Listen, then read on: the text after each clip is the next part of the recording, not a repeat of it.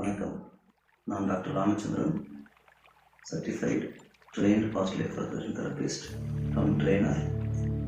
இப்போ இந்த past life regression தெரப்பின்றது நம்ம பொறுத்தவரையிலையும் தமிழகத்தை பொறுத்தவரையிலையும் ஒரு புதிய அணுகுமுறை.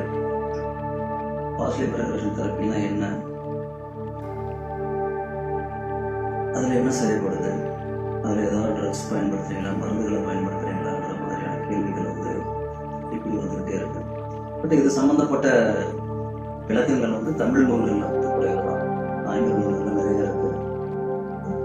நம்முடைய பழைய கால தமிழ் நூல்களில் இருக்குமா அப்படிங்கிறது எனக்கு தெரியல. நான் அந்த மாதிரி தமிழ் படிக்கிறேன். ஸோ இப்போ என்னுடைய அனுபவத்தில் இப்போ எக்ஸிஸ்டிங்காக இருக்கிற இந்த பாசிட்டிவ் ரெக்ரெஷன் தெரப்பி தொடர்பான இந்த புத்தகங்கள் என்ன சொல்லுது, நம்ம ஏற்கனவே பார்த்த மாதிரி அந்த கர்மா அப்படின்ற வீடியோ ஃபர்ஸ்ட் வீடியோவில் பார்த்த மாதிரி நாம் செய்கிற ஒவ்வொரு எதிர்வினை நாம் என்ன பிரச்சனை அதெல்லாம் இருக்கட்டும்.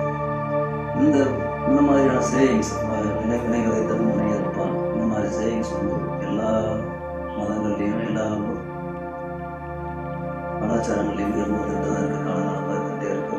பட் அது வார்த்தையாகவே இருந்துட்டு இருக்கு. அதை இப்போ இந்த பாஸ்ட் லைஃப் ரெக்ரெஷன் தெரப்பியில் கண்கூடா ஒரு அனுபவமாக நாங்களும் தெரபிஸ்ட் எங்ககிட்ட வர கிளையன்ட்ஸ் எல்லாமே பார்க்குறாங்க. ஸோ இந்த பாஸ்ட் லைஃப் ரெக்ரெஷன் தெரப்பினா என்ன, நம் மனம் ஒவ்வொரு நிலையிலும் ஒரு மாதிரியான விஷயங்களை அனுபவம். அதில் பார்த்தோம்னா கான்சியஸ் ஸ்டேஜ், இப்போ நான் உங்கள்கிட்ட பேசிட்டு இருக்கிற ஸ்டேஜ் கான்சியஸ் ஸ்டேஜ்.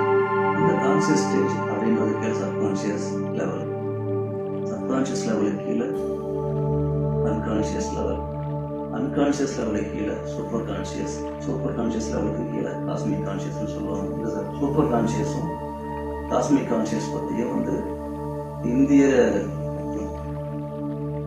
சித்தர்கள் நிறைய விஷயங்கள் சொல்லியிருக்காங்க. பட் இது இப்போ இருக்கிற வெஸ்டர்ன் சயின்ஸில் அதோட அக்சசபிலிட்டி, அதாவது அவங்களுடைய அணுகுமுறைக்கு வரல.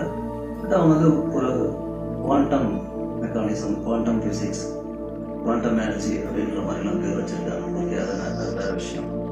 ஸோ இந்த பாஸ்ட் லைஃப் ரெக்ரெஷன் தெரப்பியில் ஒரு சரியான மனநிலையை கிளையண்ட்ஸுக்கு கிரியேட் பண்ணுறதன் மூலமாக அவங்கள நாம் என்ன செஞ்சோம், எதனால எனக்கு இந்த பிரச்சனை ஏற்பட்டிருக்கு அப்படின்ற அந்த அண்டர்ஸ்டாண்டிங் நமக்குள்ள கிரியேட் பண்ணுறோம், உருவாக்கும். அந்த அண்டர்ஸ்டாண்டிங் அந்த ஒரு குறிப்பிட்ட மனநிலையில ஆழ்நிலையில உருவாக்கும் போது நமக்குள்ள ஒரு அற்புதமான ஒரு மாற்றம், அண்டர்ஸ்டாண்டிங்கிறதுனால ஒரு அற்புதமான மாற்றம் நமக்குள்ள நடக்குது. இந்த பாஸ்ட் லைஃப் ரெக்ரெஷன் தெரப்பின்றது இன்னைக்கு உலகம் முழுக்க பாப்புலராக இருக்கிறதுக்கு காரணம் டாக்டர் பிரையன் வைஸ். அமெரிக்காவில் இருந்த ஒரு டாக்டர் இருக்காரு, நிறைய ஆயிரக்கணக்கான கேஸ் பார்த்துருக்காரு. ஸோ அவர் என்ன சொல்கிறார் அப்படின்னா, ஜென்ரலாக இந்த கான்செப்ட், இந்த பாஸ்ட் லைஃப் ரெக்ரெஷன் தெரப்பின்ற இந்த கான்செப்ட் எப்படி வேலை செய்யுது அப்படிங்கும்போது, நமக்கு குறிப்பிடாத ஒரு விஷயம் இருக்கும்போது நம்ம எப்படி பதற்றமாக இருக்குமோ அதே மாதிரி நம்ம சோல்ல இருந்து எமிட் ஆகிற இந்த பதிவுகள், பழைய கால பதிவுகள் நமக்கு பிடிபடாமல் தன்னுடைய வேலை செஞ்சுட்டே இருக்கும்போது நம்ம அந்த அண்டர்ஸ்டாண்டிங் குறைவாக இருக்கும். எதனால தெரியாது. அந்த அண்டர்ஸ்டாண்டிங் குறைவாக இருக்கும்போது அதை பற்றி சிந்திக்க அந்த விஷயங்கள் நமக்குள்ள ஆழ்ந்து பதிஞ்சு அந்த தன்மையை தீவிரமாக்கிடுது. பாஸ்ட் லைஃப் ரெக்ரெஷன் தெரப்பியில் என்ன நாம் செஞ்சோம், எதனால் இந்த ப்ராப்ளத்துக்கு தொடர்புடைய அந்த விஷயம் எது அப்படின்னு நம்ம புரிஞ்சிக்கும் போது அந்த அண்டர்ஸ்டாண்டிங் அந்த லெவலில் ஒரு ஆழ்ந்த ஒரு டீப் ட்ரான்ஸ் ஸ்டேட், ஒரு சப்கான்ஷியஸ் கீழே கூட ஒரு அன்கான்ஷியஸ் ஸ்டேட் போயிட்டு அந்த புரிதல் நடக்கும்போது, அந்த புரிதல் முடிஞ்ச உடனே நமக்குள்ள அந்த ரிசல்ட் மாற்றங்கள் ஏற்படாது.